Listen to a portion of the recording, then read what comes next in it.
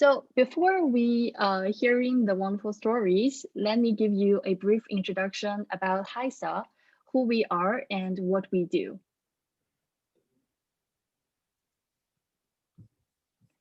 So HYSTA was founded in 1999. It is one of the most influential nonprofit professional organizations that empowers Chinese American entrepreneurs and leaders.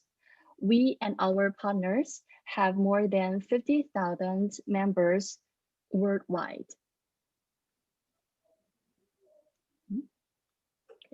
At HYSTA, we have two major programs. So first is HYSTA Talk, and the other one is Annual Conference and Banquet. So at HYSTA Annual Conference, we bring together world-leading investors, executives, industry leaders, and entrepreneurs. And here are some pictures of the highlights of our past annual conference and banquets. There have been many legendary stories taking place at HYSTA annual conferences, and one was that Jack Ma and Jerry Yang struck their deal after their conversation at HYSTA's annual conference in 2005. Here are more pictures of our previous speakers and who are the world-leading business leaders and investors. And apart from our HYSTA annual conference and banquet, HYSTA Talk is the other major program. We invite top-notch leaders from different industries to share their thoughts on timely issues. Our aim is to create a platform where great ideas could be communicated and talent could network with each other.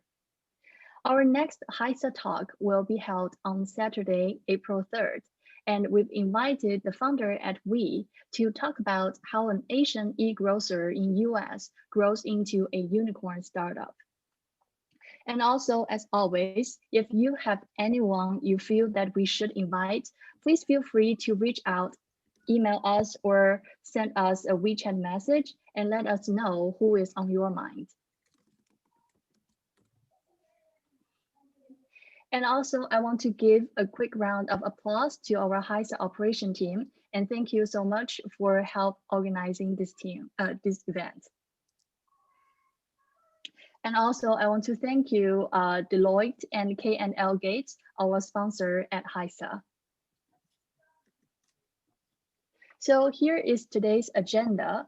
After this, I will do a quick introduction to our speakers, and then after that, we will hear the stories from Ms. Vu Van, the co-founder and CEO at ELSA, and moderated by Lake Dai.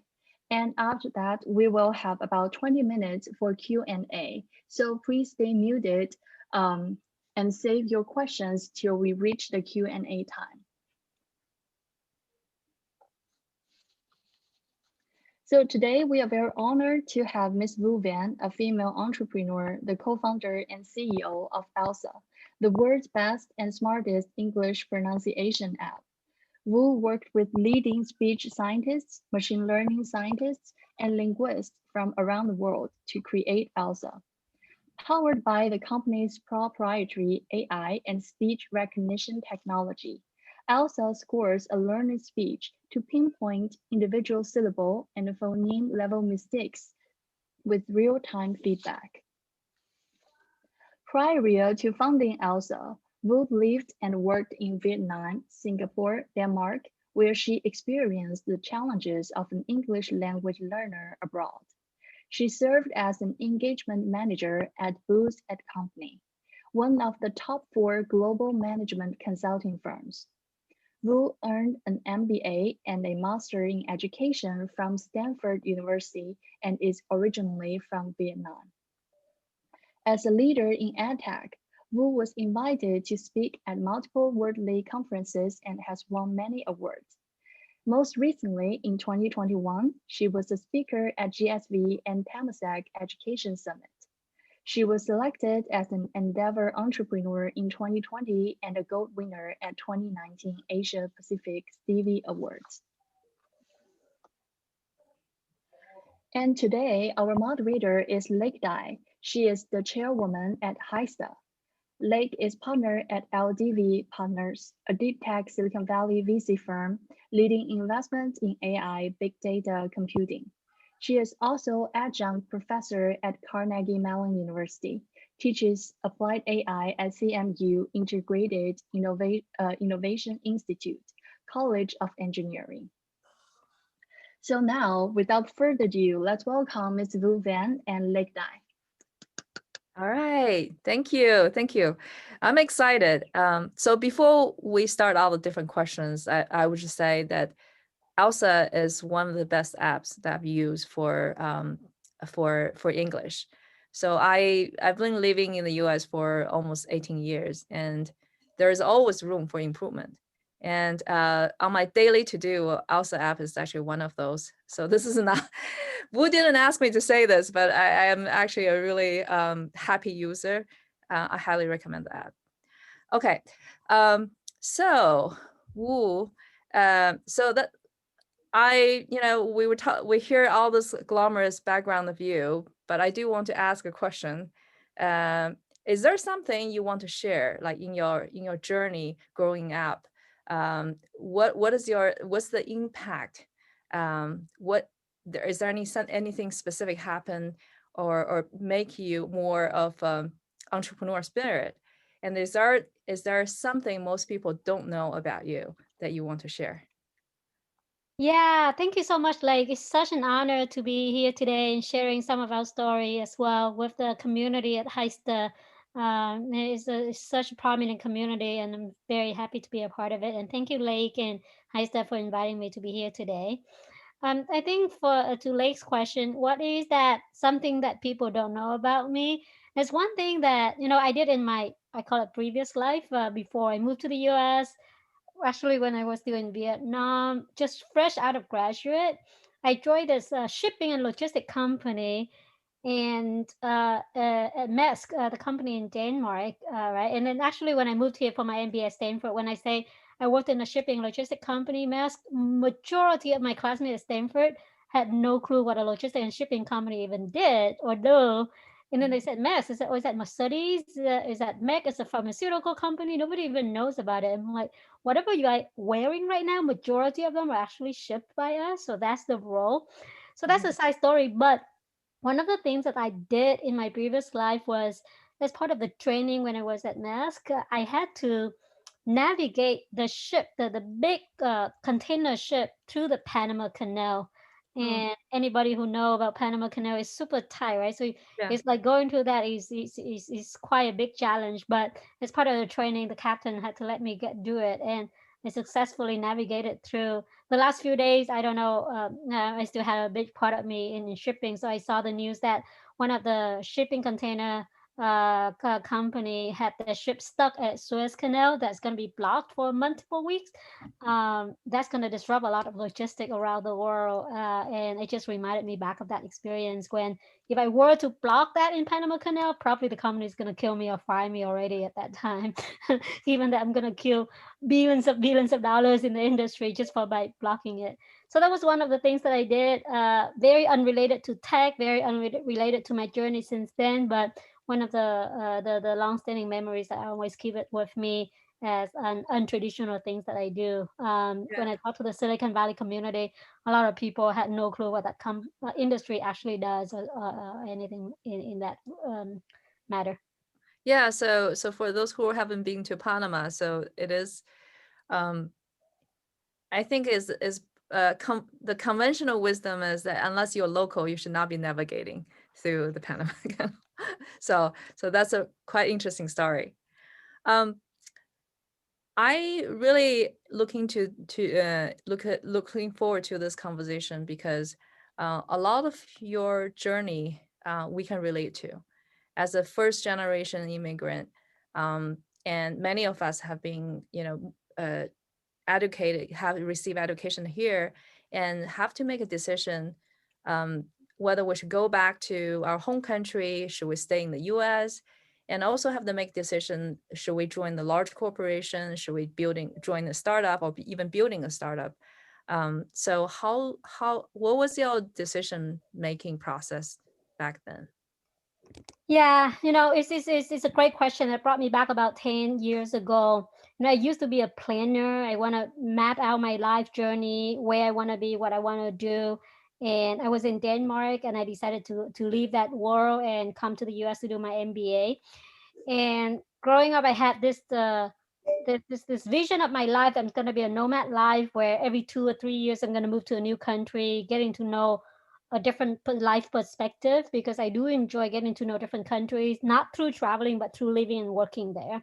So that was my plan. It's like that's why I was in Vietnam for growing up. I was in Singapore for a short stint.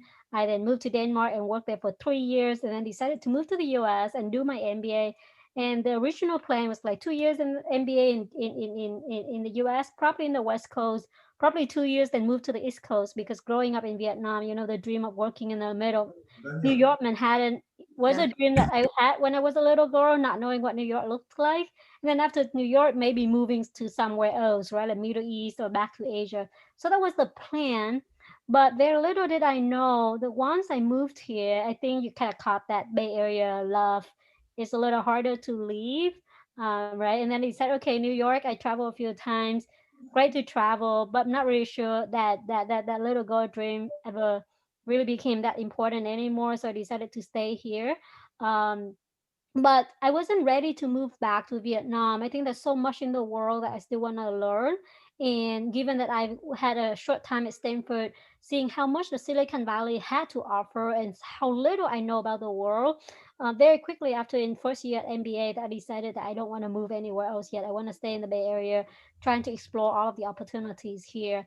And he decided to stay here. So that was one of the big decision that I made, not moving anywhere, but stay in the Bay Area. Once I decided to stay in the Bay Area, then the decision became the journey became very tactical. As an international student, I'm not an American, right? Was still a Vietnamese passport. I had to figure out the kind of job that got me the green card the fastest.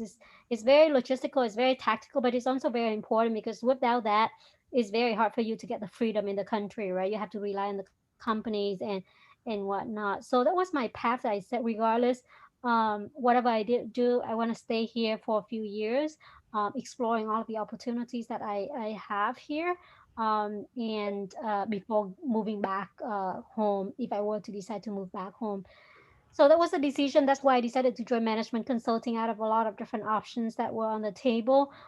It's a job that introduced me to different working style that I have not had experience in the US before, but it's also a job that actually gave me a good clean path to get my green card the fastest. And based on that, I get my freedom to do whatever I want to do, whether I want to continue working for big companies, whether I want to go work for smaller companies. Without a green card, you'll always have this thing lingering, right? Which company sponsor my H1B? It's just a lot of lack of flexibility that I talk to other international students that I just got want to get it out of the way. So that's how I made my decision, whether to move away from the Bay Area after I got my MBA. How long do I want to stay here? And then since I decided to stay, I think one thing led to another. I decided to start my company, and then had been deciding to be here for the last 10 years or so. And most likely will consider Bay Area home for a while now that I got married and have my family here as well. Yeah. So, how did you? There's so many different ideas floating in Bay Area, and I'm sure being a Stanford alum, that there are also a lot of different opportunities. So, what made you decide to pursue education sector, and particularly, the reason behind finding ELSA? Yeah, one thing being in Stanford and Silicon Valley, it has the good and the bad. The good is there's so many opportunities around you. The bad is you got so nervous or anxious to start something, because every single friend around you starting something very cool. One of the advice that I got when I was an MBA is that you just really have to figure out your own journey. Don't let anything influence you, because otherwise you're gonna get so distracted, right? Like if you, again, from my journey, if I really need to work for big companies to get my green card, to get all of the logistics in ready, then don't worry about how early other people start the company. Just stay focused on what you have to do and do that first. So I think that's the good and the bad about the Bay Area. seeing like half of your classmates starting company, probably sold some company already by the time that you're still stuck in big corporate worlds or something like that. But you got to figure out what works for you. For me, once I was in management consulting and decided to leave that corporate world, um, I wasn't even making a huge determination that I have to be a founder and starting my own company. But I do know that I want to be in education. I think education is a big passion of mine in different areas, right? And I started my own nonprofit when I was at Stanford. I did my master in education at Stanford because I had always had a love for education. So when I left, decided to leave management consulting, those two things that I know most likely I don't want to stay in corporate anymore. I don't know what I want to do, but I know that I don't want to stay in the big corporate world because I feel like there's so much more impact that I can contribute to the world in being in a smaller place.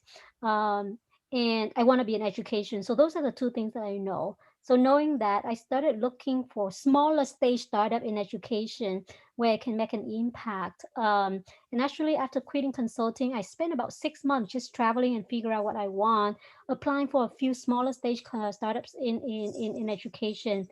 The one thing that struck me and why I decided to start my own company was in that 6 months journey, getting offer here and there from startups in education, small company, 5 people, 10 people, having a bigger role. But I was born and raised in Vietnam. I know the education system in Vietnam very well, and there's a lot of issues with the education system out there in Asia. And I had always been inspired by how education system in the U.S. is so much more open, giving a lot of opportunities, exploration, and whatnot. So I didn't see a lot of things wrong with education system in the U.S. per se. Now, no education system is perfect, but the entire reason why I decided to do my master in education in Stanford was to bring some of the good things of education system in the US back home. So when I started looking to all of the startups in education, they're trying to fix the issue of the startup of the education world in the US. For me, I don't feel passionate about those because for me, it's like it's already working quite well, right? Like it's like what I call it first world problem kind of deal. So when I don't resonate with those issues, not because they don't have issues, just because I don't grow up here, so I don't know the issues that well. I don't feel passionate enough to solve it. And I don't want to be like, oh, I want to join this company as a stepping stone. I think at some point in life, you just have to get out of that stepping stone mindset, right? You have enough, whatever you are, who you are, you have enough experience already. You either do it, you don't do it. So when I realized that none of the startups that working on education issues are the issues that close to my heart, that I care enough about, that's when I decided to look for other educational issues that I care about. And English learning became a big part of it, and so that's why I decided to start my company at ELSA to solve the issue that I personally, first of all, I know by heart because I had been a language learner for 20 plus years. I've been living in different parts of the world. I know how challenging it is for everybody, how impactful it is for you when you gain that confidence, when you can speak well. And I know inside out all of the challenges and the solution out there in the market that gave me the confidence that, hey, I'm passionate about this issue. I know the issue exists and I know how to solve it. So that's why I decided to start my own company instead of joining somebody else. Yeah, interesting. So when I listened to your answer, I heard most highly repeated word is passion. Passion. You said passion quite a bit, right? So that was actually, in a way, a lot of people think could be a risky step, right? Because when you left the consulting company, you didn't have a very solid idea. You didn't have funding. You didn't even have a co-founder back then, right? And so it takes a lot of courage to take the first step. Not just passion. So how do you come up with a plan? So once you have this idea, and how do you recruit co-founder? How do you raise money? And in particular, your background is now in computer science. You're building an AI company, right? A natural language processing technology backed company. So how did you do that? Yeah, it's a great question. Passion alone is, I went back to the younger students when I went back to talk to the students. Passion will go so far, but that's the source of that's the original the root of what you want to do first, right? Because if you're um there's some time and period in your life you do whatever it takes to get to where you want to be, and then sometimes whenever you're ready, you say, hey, this is a time when I want to pursue certain passion of mine that is important enough for me to spend the next 7 to 10 years the reason why passion was so important for me is if I don't care enough about that problem, the question is entrepreneur journey, even though before I started, a lot of my friends started, they said, are you sure that you want to dedicate the next 7 to 10 years of your life in doing this? Because if you don't, then don't do it, because 7 to 10 years is a long time. And if you're naive and think that you're going to be somehow going IPO or like having company become unicorn within a year or two, that's very rare. Majority of the entrepreneurs gonna go through a journey of 7 to 10 years before they even figure it out something, right? And so you have to make sure that whatever you're working on, it gives you that fight, and it's give you that happiness in the next 7 to 10 years. That's why passion is important for me. But when I decided to leave consulting, definitely a lot of questions came, right? Like, how much is the risk? Everybody know that the chance of startup being successful is like 5% in the Bay Area, 95% fail. The stories that you hear is only the successful story. Majority of people don't succeed, right? So there's only 5%. You do a lot of risk benefit analysis, but at that point in life, when you scare, but you also take a step back and see what is the worst thing that can happen if you started a company that didn't work. And to be honest, through that process of reflection, the worst isn't that bad at all, right? Like, you're going to be out of your job, high paying job, but if you're strong enough and you're capable enough, you can always get back and getting a job if you really need that. I don't have a need for like a lot of money for whatever reason. I was actually in a lucky position where I don't have to support my family. My family is quite independent of me. I don't have a family back then. I don't have kids or anything either. So I think the risk is actually very small. The only thing that I actually went out to all of my close friends in the Bay Area and say, hey, it's expensive for housing and rental here. In case that my startup didn't go anywhere, can I get on your couch and sleep there? That's the only thing. And actually, that was joking, but that was actually true. A lot of my friends say, hey, anything happen, you can just come stay with me. I have an extra bedroom, I have a couch. And I think that gives you that confidence that you have a safety net to fall back on. And then the rest of it is the worst, even if it fell, it doesn't seem that bad. So once I feel that safety net in place and all of the support networks in place, then there's nothing to stop me. And I had an idea. I want to solve this. I'm not a technical person, but I know that, hey, majority of language learners like myself having this issue, and nobody's solving it yet for the entire market. And I try to understand why. And they say, oh, because there's no solution that can help understand people speak better English. There's nobody can give you the feedback except if you have a speech therapist, but they charge you $400 an hour. So I'm like, okay, so what do I do? So then actually in a conversation with my friends at Google Brain, he said, if you can turn Siri into something that teach you English, Siri can understand you and figure out the mistakes that you made, then that would be the solution. I'm like, so then why Siri didn't do it? And then they said, because Siri couldn't understand people with accent, because the model, it doesn't train with people with accent. And Siri only trying to help American with like all of the smart home, smart devices, but it's not really repurposed for language learning. So then they sent me some paper and said, okay, so it's actually possible, just that nobody does it yet. Maybe because there's not enough people who care enough about this yet. And so then when I see the path, then it's very easy, right? You figure out where the problem started. There is a potential solution. You just have to work on it. Now, I'm not the person to work on it because I have no clue about voice recognition technology and AI. But then people say you just have to find an AI expert. Then the next step for me is to find an AI expert to be my co-founder, right? And then from there on. So I think the risk become very small when you break it every single step down, and then you just have to work through that journey. I spent about 6 months to look for my co-founder, who is a technical person to complement my skill set. I know a lot about language learning, the market, and anything non-technical. And then I need a technical person. And so that 6 months was for me to, on one hand, building the company, getting fundraising, and then on the other hand, recruiting for the co-founder. And at the end of that 6 month journey, I was very happy and lucky to then have found almost like the perfect co-founder partner that then helped me start this company with me. Yeah, so you co-founded Javier, right? Javier. Yeah. Yeah. So Javier has PhD in computer science, right? In learning and voice recognition technology. Yeah. Yeah. So when you talk to him, I'm sure he has tons of different options to work with other different startups. So what do you think that you said that really moved him? That's a great question. And actually, my chat with Javier, my co-founder now, he's probably already the 100th person that I met in this AI world. So my process back then was, I'm new to this AI community. A majority of my friends are like business community, right? Very, very few people know anything about voice recognition. What I did was that I got an advice. You just have to talk to enough experts so that they can introduce you to the right person. So my process was every day I just had to talk to 3 to 5 people. I don't care who they are. I don't care whether they're interested in being my co-founder, but I care that they know something about this space. So I got introduced to almost everybody at Google who worked on this, almost everybody at SRI Labs on Siri, almost everybody that worked at Google Cortana.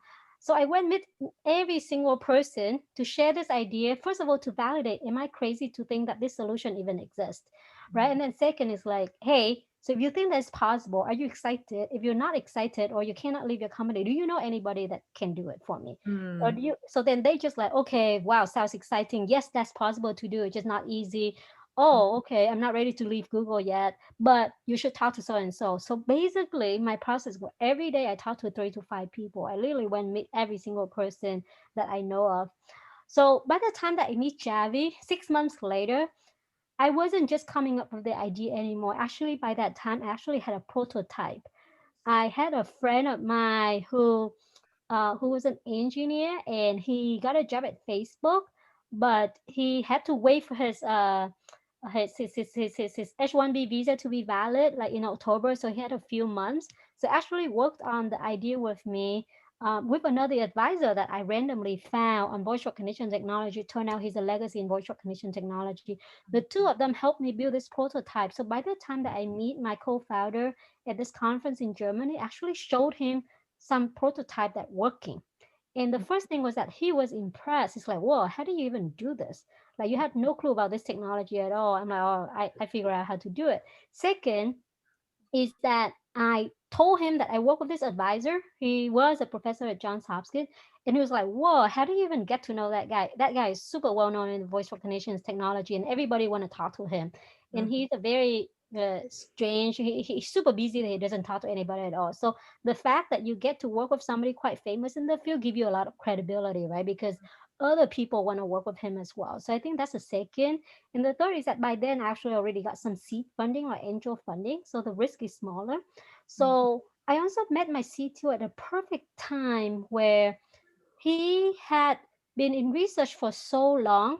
He had attempted to do his own startup. He took a year of sabbatical, but then that startup didn't go far enough because he didn't know anything about the business side of the world. So he thought that he had the technology and it's gonna go crazy, but it didn't work out well, right? And so he was ready to go back to his big corporation. So I met him at the time that he did not want to go back to the big corporation, but he doesn't know how to start his own company on his own.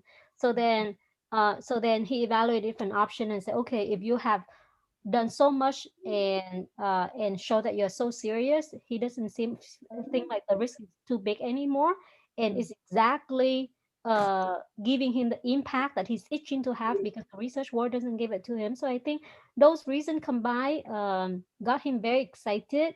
And then I actually say, hey, listen, we don't know each other at all. We don't have to commit right now, but one thing we can do is you can move to the Bay Area. You live with me for 3 months. We get to know each other.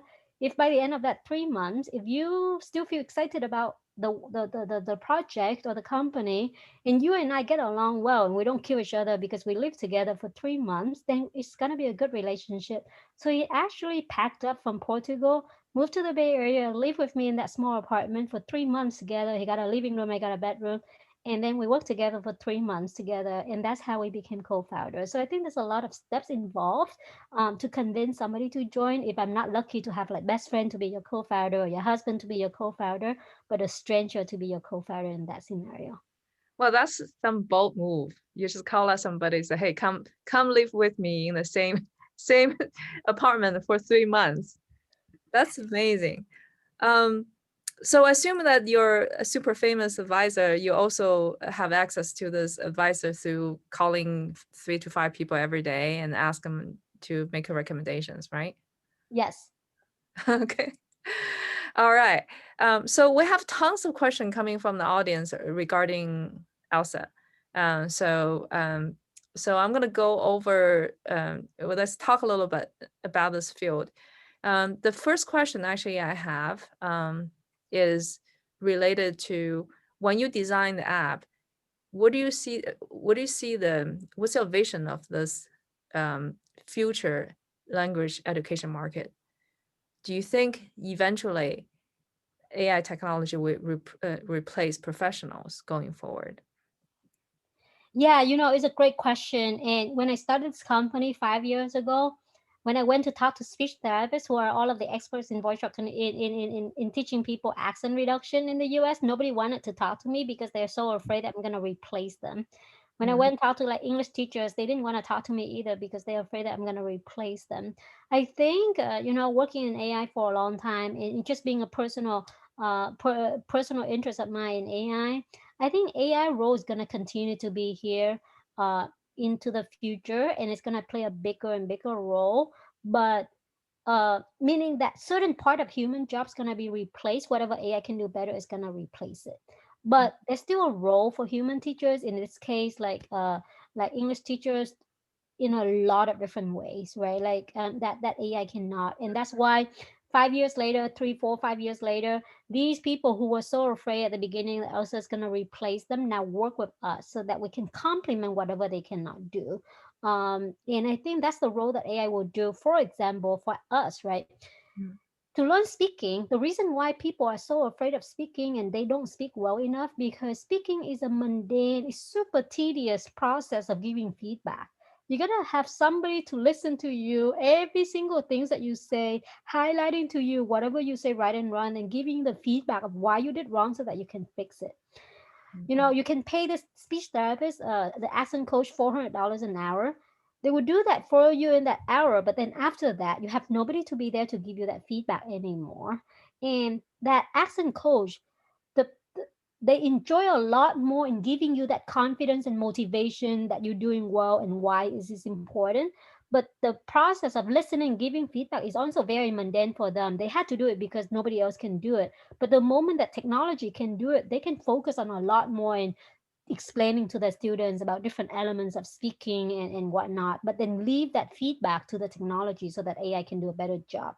And when we started out, our voice recognition technology accuracy was lower than a speech therapist, which is an expert, but now it's even higher because with an expert, the first 5 minutes, they're very focused and they can listen and their ears are focused, right? But then 10 minutes later, they start getting sloppy. But AI doesn't have that issue at all. 5 minutes later or 5 minutes before, it's still the same kind of accuracy.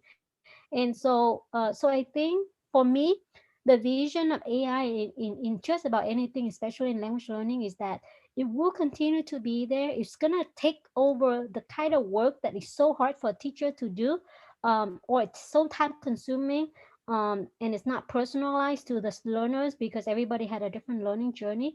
But the role of the teachers are still there to do other parts, motivational, giving students the right guidance, the right direction. Hey, you should focus on this particular area more. This is why it's important in your daily life. I think those are the areas that AI might not be able to replace at all. So I think I would see that they live in tandem. Now the teachers or humans gotta learn how to evolve, right? If they continue and insist that they're gonna do whatever they have been doing for the last 30 years and don't want to change, AI will take over because anything that's processed, that routine, AI is gonna do a better job, right? So they have to, like, human has to continuously evolve and say, okay, now I can let AI do this all at least 80%. Now I have a lot more time. What else can I do to add value to my students to make sure that the students improve more? And I think that's the role for human teachers to do in the future. Yeah. So just speaking from a user point of view, I particularly like the function is that if I speak, it'll be got a guidance to speak to read a sentence. So when I read the sentence, I notice that, for example, I only got a 75% score, and there are red and yellow on specific words which I made a mistake. And what I like about it is that I have a replay function, so I can hear how I sound and how I'm supposed to sound at the specific word level, right? So I think that's something like really meaningful because I'm not able to get that from human at that accuracy level. So talking about working with humans, so have you thought about start introduce more human elements into the courses or into some of the functions? Yeah, we actually have been doing a little bit of that as well. Some of we still, everything is still fully automated. What we do is that the human part could be your conversational partner, right? Like one thing that we are doing right now is that, hey, you're gonna try to have a Zoom call with another human person, and then AI will become the technology in the background. We call it the silent technology that listens to you and then giving you the feedback regardless of who you talk to. Right. So the first step is you talk to a machine, and then you have a scripted conversation. The second step is, let's say you and I have this conversation like this. ELSA could be just listening in the background to you and then giving you the feedback at the end, so that you can improve whatever you have been saying without you noticing that. So that you don't just have to talk to a machine anymore. It's not a robotic conversation. It's actually a true conversational partner. We're actually working with a lot of teachers right now in introducing their own content onto the platform, because again, we are a content player right now, meaning that technology is the backbone and the foundation of it. But what content you learn with, who you learn with makes a difference, right? Because everybody has their own style of learning, their own content. Teachers have different way of engaging their students. So we're actually opening up our content platform so that another English teachers can just put in their own content, engaging with the students through the video, whatever it is. But then the students start speaking. The part that the other teachers cannot do is listening, giving the feedback, like you just said, then we will just have AI ELSA to do that as well. So we're actually introducing a lot more other elements that allows students to talk together. We're opening a game room where in there the students can just have another conversation with another friend who is available on the ELSA platform as well. We don't open it to everybody yet because it's overloading with the server, but we open it to a select group of students where they got to that game room. So we started doing a little bit more.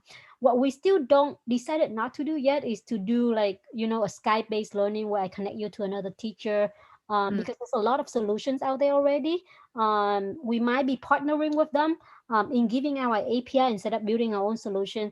Because my one rule is that I build a company not because I just want to be an entrepreneur, but I want to build a company that solves the issues that nobody else is solving. And if people are doing it already and doing a better job, then I want to partner with them instead of trying to reinvent the wheel and then rebuild everything. Because I think it's just a waste of societal resources in just trying to build whatever people have been building before.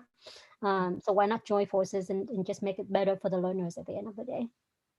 Yeah, it's interesting you talk about ELSA as a content platform, not just as English language speaking platform. So I noticed that some of the content, even is a practice conversations on ELSA, sometimes it has other elements. So for example, what's the most efficient way of learning, right? So you're gonna have a conversation about this. So yeah, this is how I learned about this. And sometimes it's situational, right? So you discuss specific subject. So are you trying to leaning this towards we're not only practice pronunciation per se, but we're actually taught our training or learning how do we discuss specific subject, specific content, and are we also learning things from this app? Yeah, for me, when I built this app, I wasn't trying to do something academia with like pronunciation only, because you have books to do that. And I don't go to like, hey, you have to improve this sound per, and then you just say like 100 different words that have that sound, but then there's no meaning, there's no relation. What I want is that when you learn English, it's all about communication. Right. So there's multiple things in there. First of all, you got to speak correctly so that other people can understand you, because anything fancy you say, if people don't understand you, you lose your confidence. And that is a pronunciation training, and AI with the technology and the high accuracy will do it for you.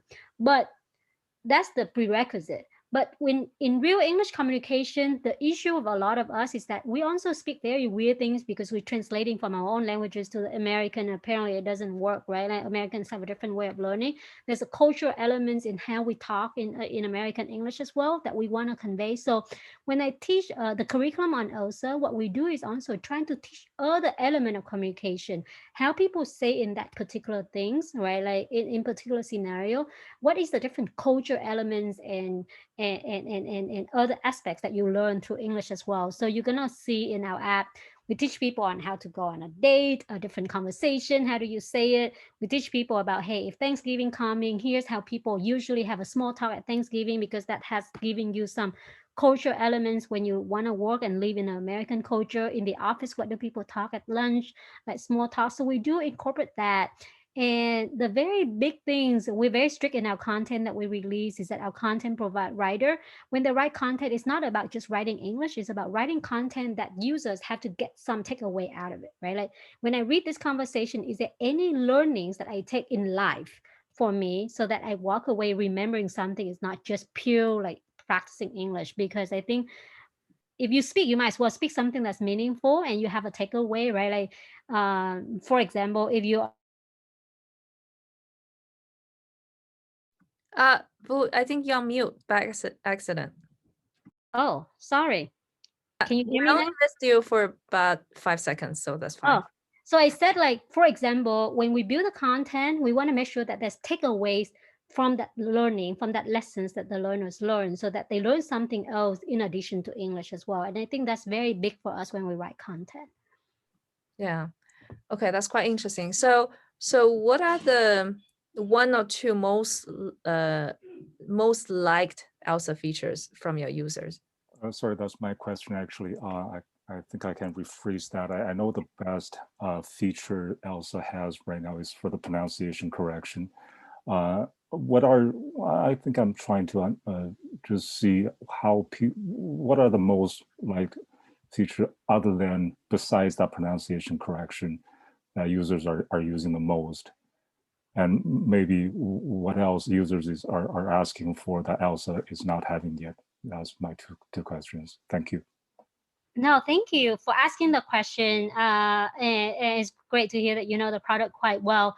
I think the part that users like the most is still the instant feedback that we give to people in every single element, whether it's learning sound or we recently releasing new things, like we're teaching people on connected speech, like linking sounds, like, you know, linking different sounds to different sounds. How do American people drop certain sounds? How do we learn intonation and fluency? I think those are still the areas that users like the most because it gives them very much targeted feedback. The feature that we recently launched is what we call a Zoom call. I think that became one of the very popular features in the app. And what it means is that you have a simulated Zoom call with another American speaker, so that you feel like, again, you don't feel like you speak to ELSA, which is a robotic thing. You actually speak to a human and you have this real conversation. That's the second thing. And the third thing that we launched within in 2020 that users really like it, to create their own study set. So it's basically user generated content and sharing with other people. I think that became quite popular now because on one hand, users want to learn our curriculum and they like it a lot. On the other hand, everybody had their own things that they want to learn and they want to create their own study set. And then that study set got shared with other people that they get very excited. So I think those are the things that we recently launched that, again, is all centered around new content that people can learn that users really like. Some things that people have been asking for a long time that we haven't been able to do is something that I just mentioned is, hey, ELSA allows me to practice really well when I read this. It's like a scripted conversation for anybody who uses the product, right? ELSA will have the sentence and the words in front, you read it and you'll get the feedback. People said that, hey, I do it very well, but then when in real life conversation, I got nervous, I forgot everything that I had learned. And there's nobody to give me that feedback anymore. And so how do I know that I just had a presentation and how well do I do? Because I have nothing to read in front of me. I had nobody to give me that feedback. So we're actually working on some new technology and we call it ELSA in real life. And what it means is that you don't have anything to read anymore, but now it's your own speech, right? Like, let's say I'm talking right now for the last 5 minutes. ELSA will record whatever I say, give me that transcription, but also give me the pronunciation and all of the analysis on top of it. How well do I pronounce everything? How good do I even have in my grammar? Because when you speak freely, you might mess up all of your grammar as well. And what kind of level of vocabularies that you use? Am I just using the same words over and over? Are there different variations in my vocabularies that I should be paying attention to? So we actually, that one has been requested for a long time, but to launch that took a lot of years in research, and we had been spending about the last 2 years in research, and we are hoping that we will be launching that ELSA in real life sometime in this year. Is in testing right now. But I think that if we can launch that with a high quality, I think we're going to solve a huge challenge in communication in general, where people speak freely and don't know how they do. I think our users have been saying that, hey, they improve a lot on ELSA when they try it, but in real life, they might have not improved as much because they still don't know. There's nobody, like I have this conversation, nobody's going to tell me, Vu, your English sucks, right? Like there's just nobody to give me that feedback, and they want some feedback in real life as well. And that's something that we have been working on, given the request from a lot of our users, if that helps. Thank you for your answer. Just a follow-up question, I guess. Speaking of grammar, since you mentioned, is ELSA going to enter to the written English training? Right now is mainly for speaking English, oral English. If you launch this, it has something to do with the grammar. Is ELSA going to cover the written English? No, I think we're going to stay very focused on speaking. Again, if you want grammar feedback on writing, there's Grammarly that's doing an amazing job. Correct, yes. And for me, again, I don't want to do just about anything that the world is doing, because why, right? If they do well, then let other people do it. But grammar in speaking, nobody is giving that feedback before. And given that we have this voice recognition technology that can understand people who have very different accents very well, we have been focusing on giving the pronunciation analysis because it's a reading the script of ELSA. But when it comes to free speech, then we want to add other elements of feedback so that it's more comprehensive. And the grammar in speaking and the grammar in writing could be very different, and we focus on the speaking part. So I think from an ELSA vision perspective, we want to remain the best speaking tool out there for people. And however different elements of speaking will be there, we want to be the first one or the best one to be providing all of the speaking feedback. But we don't aim to teach you grammar in writing. We don't aim to teach you grammar in like reading, like writing your essay in school for a high score. That already has so many solutions, and I don't think there's a reason for us to spend a lot of time in that anymore. Thank you. I actually have one more question, but I'll let other people too. Yes. Yeah, Eric, can we do this? So I'm gonna get general questions to Vu, and then what I will do is I'll open up the questions, and then Xinyu will call out each person, so each person who have questions can bring it up. I just want to go over some of the general questions. Thank you. Sure. Okay. Yeah. Okay. So looks like people are eager to ask questions. So I have a lot of pings here. So I just want to ask one more question about fundraising, because a lot of startup founders are facing, where do I raise my first round? Who should I talk to, right? And do you have any recommendations for first-time founder, particularly first-gen immigrant, and sometimes female founders, right? So you have many different hats on you. So can you share some of the stories and learnings in your journey? Yeah, the big questions about fundraising, as I learned, is that timing of fundraising is extremely important, because fundraising takes a lot of time as a co-founder, especially when you started out building your company. You have to build your company, you have to build your team. You are super busy, and fundraising takes you away from your focus of building your company. So my very first decision was, when is a good time to fundraise? And for me, the good time to fundraise is when you actually believe that having more money will help you go a lot faster than what you can do on your own right now. Right. And so the first round of fundraising is like, hey, I have these two people working, usually the co-founders working for free at the beginning. I'm going to run out of savings anytime soon. I can't really hire any people anymore. And if I'm just working with two people and not hiring people, it's going to take me 6 months to launch my MVP. But if I got my money, I'm going to launch my MVP in a month. That's 5 months cut short. Times is of essence in any startup, because you don't want to be too late. Then you started deciding when to raise the money, right? If you feel like, hey, getting the money wouldn't make me go to the market much faster anyway, because I still have to figure out a lot of stuff, then may not make sense, because having the money in the bank does nothing for you. Having that press release that you just raised some money, but it's not going faster to the market, doesn't help you with anything. Fundraising is not a milestone of success. It's a milestone to figure it out. How fast can you go as a company, and getting extra support. So for me, that was important. Now, who to take the money is even more important, especially at the beginning, right? Because investor give you money. I usually heard people say, and I didn't understand it back then before I started my company, but they said not all monies are equal. The $1 million is not the same as the other $1 million, especially at the beginning when you only had a few people working. You want as many people to help you out as possible. So figure out who do you want to get the money from is even more important than actually getting the money itself. And so at the beginning, you probably don't, if the first time founder, you probably don't know a lot of investors, but you know who can add value to you, who trusts you, who will be there for you, who will be picking up your phone at 11 midnight because you have a lot of issues to solve for.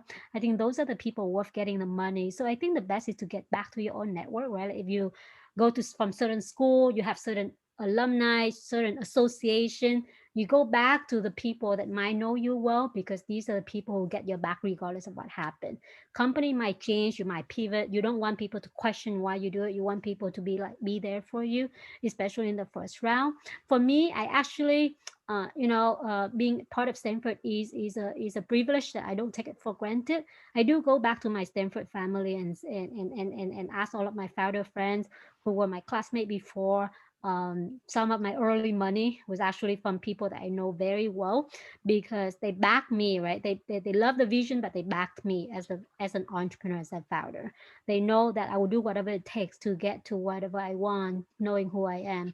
So you gotta go back to, I also went back to my Vietnam network, and see who are in the Vietnamese community that I want to get the money from, if they can help me out. So I think you just leverage whoever you are from, whether that's Vietnam, Asian community, Asian founders, female founders, like immigrants, whatever the connection that you have. I think that's the time to pull those network, because people who are similar to you relate to you a lot more. And I think at the beginning, you want a lot of that. I think as you build your company bigger, you have a lot of different factors. But at the beginning, I think you want to make sure that people understand your journey, people understand your dream, your passion, and people who are willing to, again, you're not afraid of your investor. If something go wrong, you're not afraid of them. They actually have to be there to help you out, because they have skin in the game. And I think if you can find those investors, I think that would be amazing. Joining early, accelerator, if you can, is another source. Like I joined StartX, which is the Stanford founder network, where I get connected to a lot of other investors over there as well. It also gives you a lot of access to other investors that you might not be aware of yet. So I think early accelerator that makes sense to your business model and to your network is also helpful in that sense. And I think what I did at the beginning was I went and pitched everywhere, small and big. First of all, to get my confidence. Second, to get feedback. And third is to get your name out there, to get exposure. One of our female investors actually got to know me through that pitching events that I did back in the days, small events, big events. And I think that helped me build a lot of credibility as well, to get my early investors. Does that give you a little pressure as well? Because all the people who back you first are the ones very close to you and know you well. Yeah. And you feel personally liable to make sure the company's success. Yeah, I think you feel mutually committed to each other, right? Like I think that's you don't want to burn the bridge. Again, you're not like 20 years old kid or anything like that. You don't want to burn the bridge. You have certain reputation of your own already, that other investor believe in you and trust you. But you also want that full committed support. Even if you do wrong, they know that you're not screwing it up. It's just you have done your best, right? I think you want that mutually trusting relationship with your investors in the early stage as well. Yeah. All right. Okay. So I am going to now officially hand it over to Xinyu, because I know so many questions are popping out in chat. And I'm going to have Xinyu to moderate the rest of the questions from from the from the audience. I may chime in as well. So okay, let's go for it. Great. Yeah, thanks, Vu and Lake, for this great conversation. I think everyone has learned so much about these interesting stories and insights. So now let's come to the Q&A session. So I see like we have a lot of questions emerging from the chat. So I'll just like call the names of the people who advanced the questions. So when you unmute yourself, please first state your name and which company or school you are from, and then post your questions, and then we can talk about it. Great. Okay. So first, the question is from Shuling, and he has a question about the intonation training feature at ELSA. So Shuling, could you please unmute yourself and introduce yourself, and then ask a question to Vu? Of course, shooting here, and it's Saturday night. I was on PJs, and I did not realize it was such an intimate group. I went to my room and changed to this Zoom jacket. So excited to meet with you. I have been an ELSA lifetime member since last summer, and it was at a time that I happened to get coaching for accident reduction, and why is it such a big deal for me? I grew up in China. I went to England for grad school. So when I came to the United States, I had 100% British accent. And people had a hard time linking my accent with my Chinese face. But anyway, I went through a lot of struggle, and I finally decided to get a real serious training on accent neutralization. So, you know, the ELSA just happened to be at that right moment for me.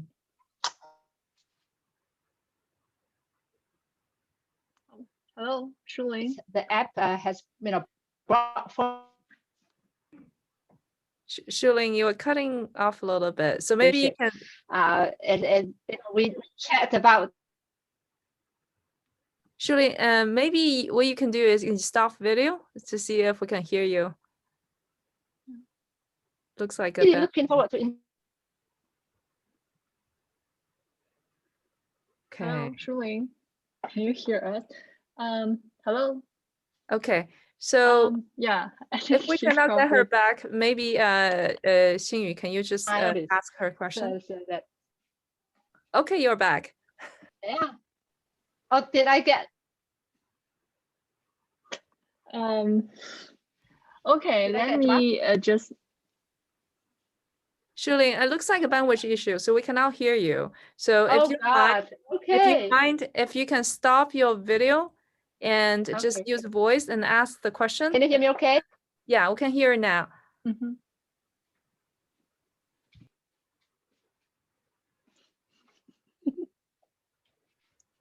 Hello, are you there? Okay, so maybe let me state her question first. So she asked a question like, when will ELSA enhance the intonation training feature? And would this new launch be included in the lifetime membership? Got it. Hey, thank you, Shuling, for the question. Sorry, we couldn't hear you well, but hopefully you can hear us. And thank you for being a loyal member of ELSA. I'm super happy to meet another user. You know, it's a founder dream to get to meet a lot of users as you're leaving impact to people in their daily lives. So thank you for that.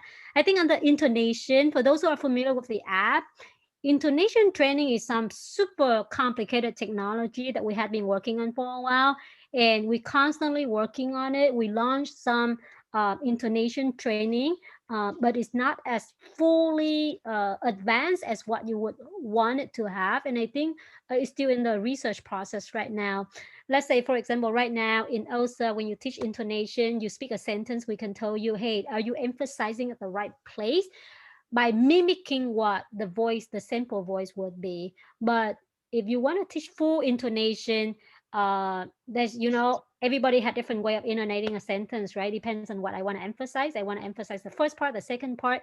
That becomes super complicated because it depends on the context of the learners, of what they say. So we're still working on that one. And I think it will be an ongoing improvement that you're going to see in the app versus like a one full launch in that way.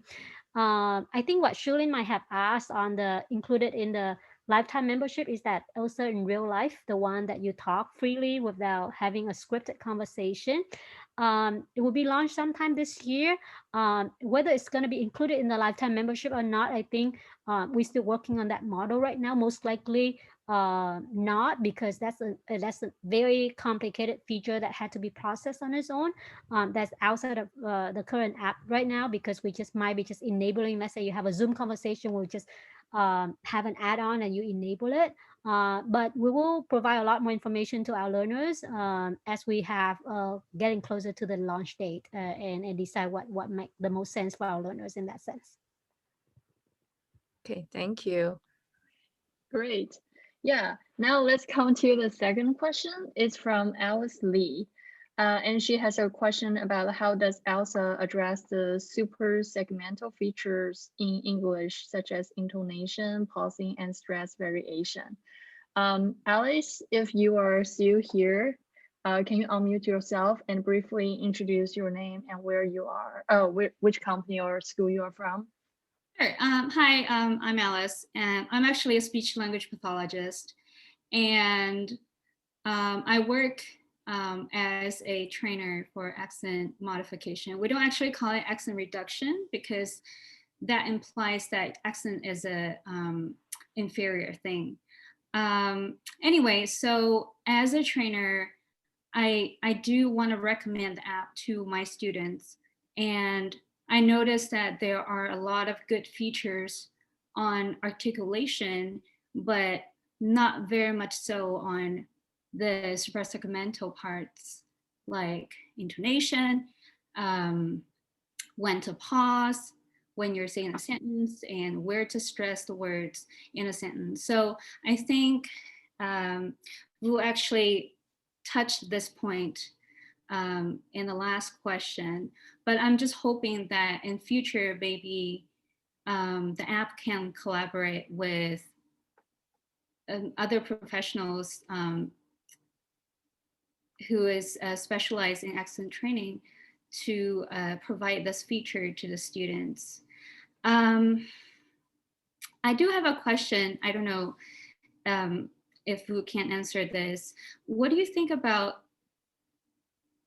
combining facial recognition with the speech recognition in terms of fixing the errors or provide a better instruction to the students who are using the apps?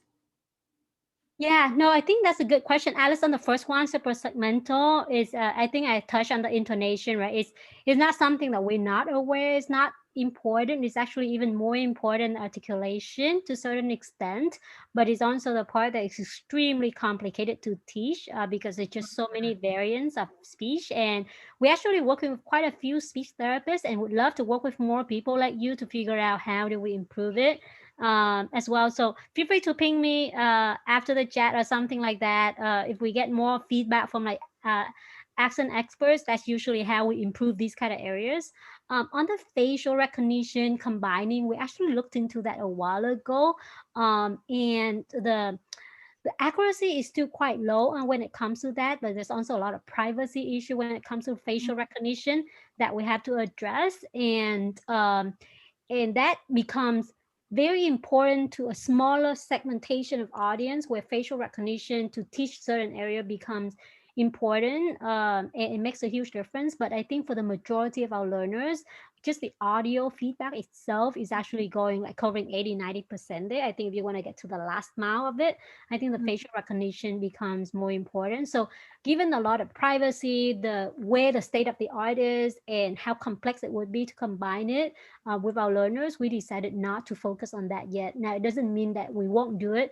I think we are a research first company, meaning that we're constantly looking for different ways. So I can't say how soon we're going to do it, or there's different technology that comes out that we apply. But at this stage, that was looked at and decided not to pursue for different reasons. Gotcha. May I ask the SLPs on your team, are they monolingual or bilingual SLPs? Both. Oh, both. Okay. Gotcha. Can I add one more comment? A comment, if that's okay. I feel like I'm representing the group, so I want to clarify that we don't charge $400 per hour. It's much lower, it's 100 usually. And we don't get fatigue in 10 minutes into the session. That would be an insult to our professionalism. So I just want to clarify that. And I appreciate this opportunity for me to ask questions. Thank you so much. Thank you so much, Alice. Alice, if you want to get in touch with Wu, just pass your contact information to the host, and then we'll make the introduction. Thank you, will do. Thank you so much. Yeah. Sure. Yeah. Thank you, Alice. And now we have another question from Larry Chan. And Larry, I know you have 2 questions, but like for the time's sake, maybe you can like briefly integrate these 2 questions together. Hey, Larry, are you there? Yeah, you can start talking now. Yeah. Hi, it's Larry Chen. I'm actually working on a business idea of using virtual reality for language practice. So my question twofold, right? One is, are you looking at extending the platform to other languages? And also, you talked about the feature of kind of live conversation. With digital human being more and more realistic, have you thought about also using kind of digital human to have a conversational dialogue with the learner? Thanks. Thank you, Larry. We actually will be expanding to other languages, and we're actually working on the AI right now. The fundamental of the AI is the same. The more important is the data, right? Like for us, how much do we collect enough data so that we can have the improved accuracy when it comes to recognizing a new language is a bigger challenge, but we will be adding new languages right now. We're evaluating what language we have the most data available and have the higher accuracy. But some of the top candidates in the list right now is actually will be Spanish as the one that's most likely going to come out sooner than later for new languages. Do we have the dialogue with computer generated human? I think we call it conversational AI, and that's actually something that we work on. And the idea is, you have a free flow conversation, right? Like if you are preparing for a job interview, you can have an AI conversation with an AI partner or we will connect you to another friend to talk to, but you can choose. But with an AI partner, they can have a mock interview session with you so that you can prepare for that job interview. So we're working on that conversational AI right now, similar to a lot of the concepts that you have heard, right? Like Google working on their conversational AI to help you schedule, I don't know, a hair salon booking appointment. I think for us, it's a lot more related to our learners in the language learning community, but we're working on that as well.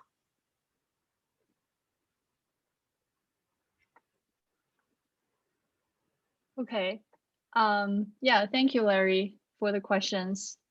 And now we have Fengming Gong. Fengming, are you there? Are you here?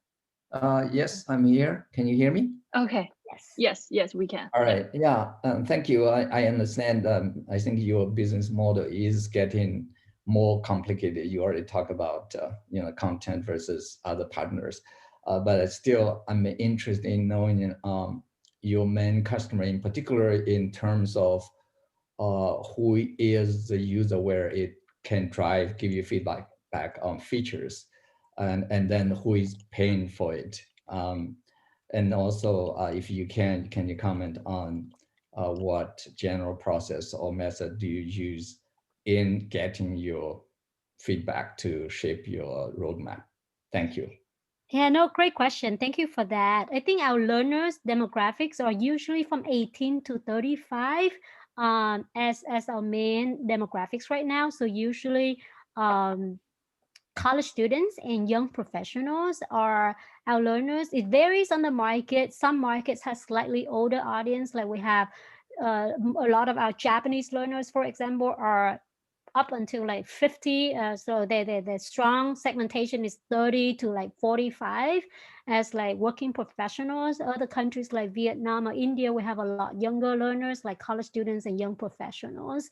And those are also the paying users. I think we have a little bit higher willingness to pay from the young professional community versus the students. I think college students are more freeloaders in a sense, and they're very active in the app, and they might pay when they get closer to third year and fourth year student and less on the first year and second year. And then a lot of our paying users are young professionals as well. Feedback wise, there's multiple ways of getting feedback. We have customer support that we receive feedback from our current users, and there are certain things that they're not happy. We have our Facebook community group where people leaving feedback all the time.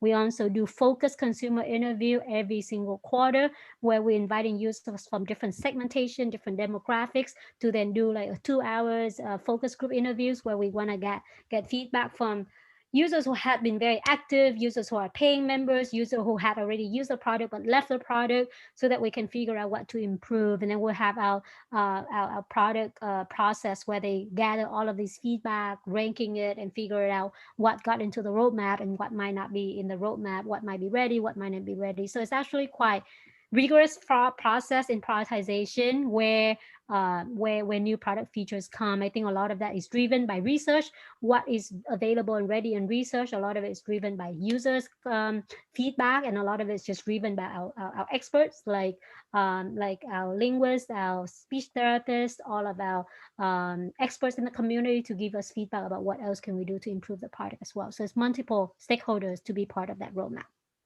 Thank you. Can I have a quick follow-up question? Just simple question. Mm-hmm. Yeah. So that means like you don't have, for example, the colleges where they have ESL class, you don't have those. They pay as a customer and then get the service for their student?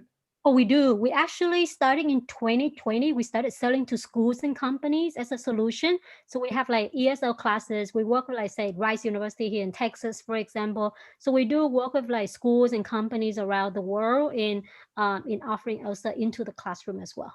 Thank you. Paid by the school. Yeah. Okay, great. Thanks, Filming.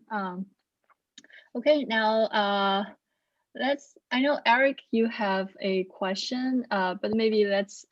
Yeah, I asked question already, so I'll let the next person to ask his question first. Yeah. Thank you. Yeah, I believe we still may have some time. So next goes to Hua H.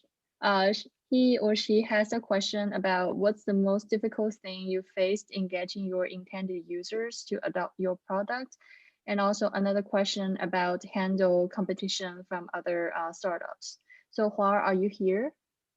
Yeah, I'm on my mobile, so I will just turn off the video. So maybe, can you guys hear me? Yeah, it's fine.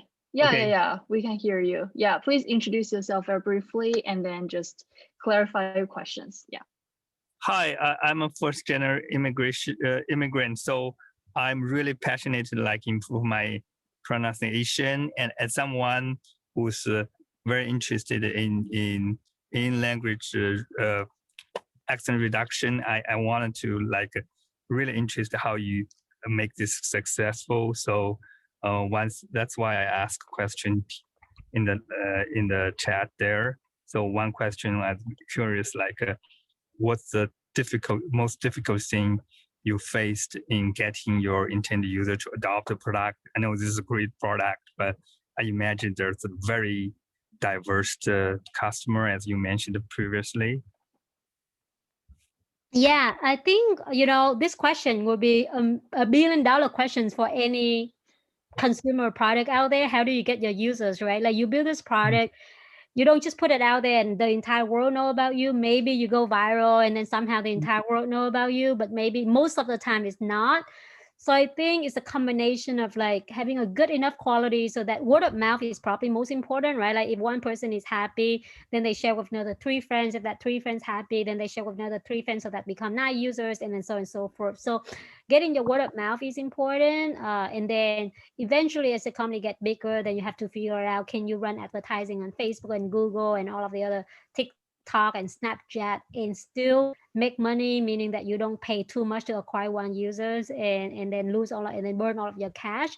So I think the most difficult thing when it comes to getting your users is your user acquisition strategy, and that varies over time, right? At the beginning, we rely a lot more on organic.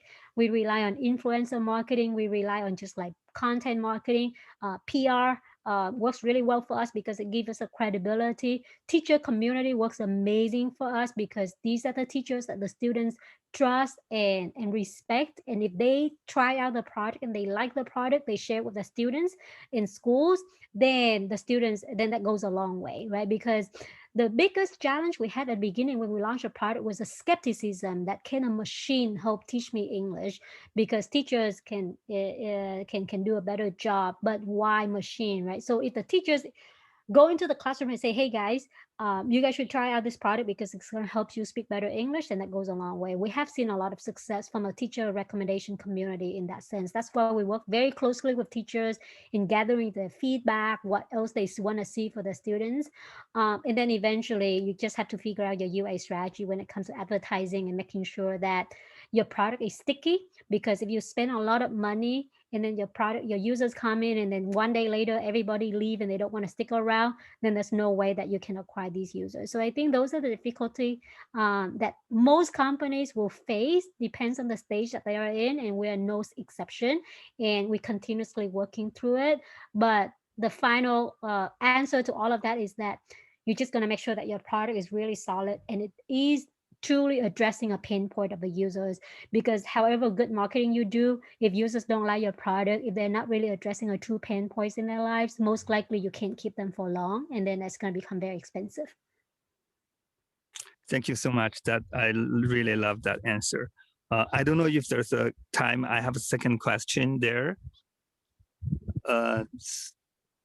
Yeah, so my second question I typed there is, as a startup, like I feel like it's very hard to deal competition while still keep focus on the product, as you just mentioned to the answer in the answer for the first question. So, for example, I have been paying a lot of attention on language accent reduction, and I know there's a Chinese company called Liu Li Shuo. They also did the accent reduction. So I'm curious, how do you handle the competitions while still keep your focus?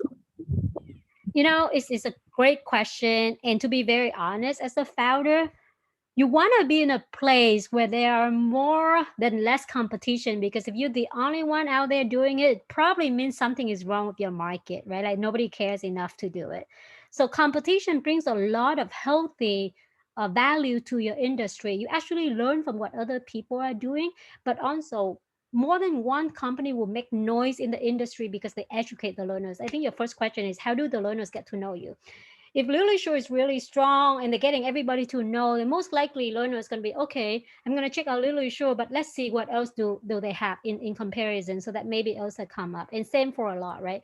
If nobody is doing it and you're the only one who try to educate the market that, hey, you have to use this product, it's extremely expensive. So I think as a startup, you want to see more competition, because that building up the entire space, and it makes the space a lot, that pie become much bigger than your own pie.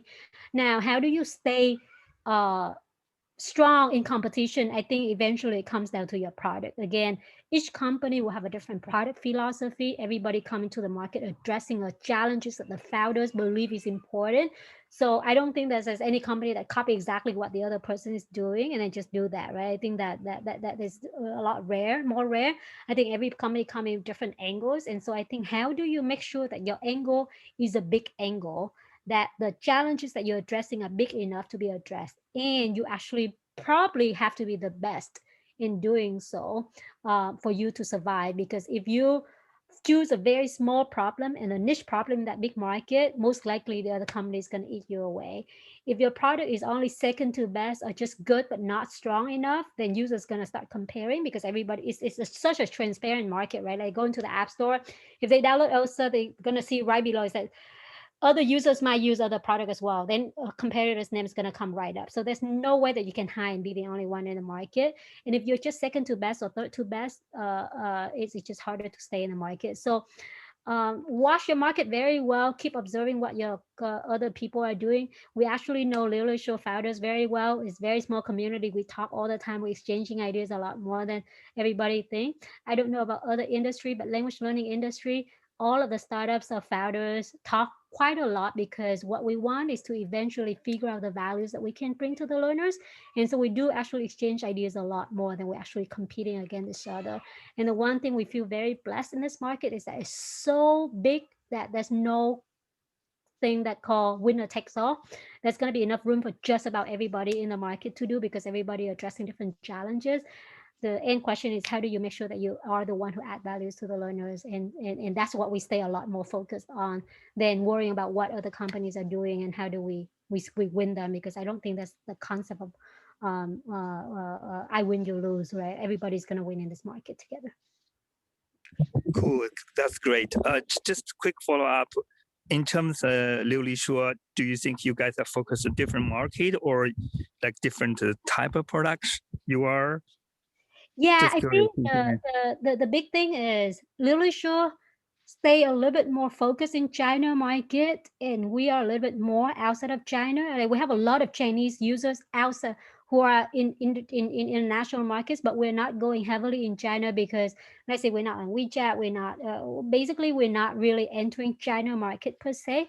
Versus Liuli Shuo is a lot more a product within China alone. There's just a lot of challenges for non-Chinese company entering China market, because it's a very different beast and it's just different ways of operating. So I think that's probably slightly different geography focus of the two companies. Now, there's nothing to stop us from going to China. There's nothing to stop Liuli Shuo to go out. Both products have slightly different philosophy when it comes to designing the product and the learning journey. So it's also slightly different, depends on the learners and the audience as well. Cool. Thank you so much for taking my question. Okay, great. Thanks everyone for asking these wonderful questions. And thank you so much, Vu, for answering these questions with so much details and thoughtful answers. Yeah, so we have come to the end of HYSTA Talk tonight. And before we end it, I also want to make this announcement that HYSTA now is actively recruiting volunteers. So if you are interested in HYSTA and the events that we are doing, so please contact us. Yeah, you can like scan the QR code or you shoot us an email. So thank you everyone for tonight. Hope you enjoy the rest of the night.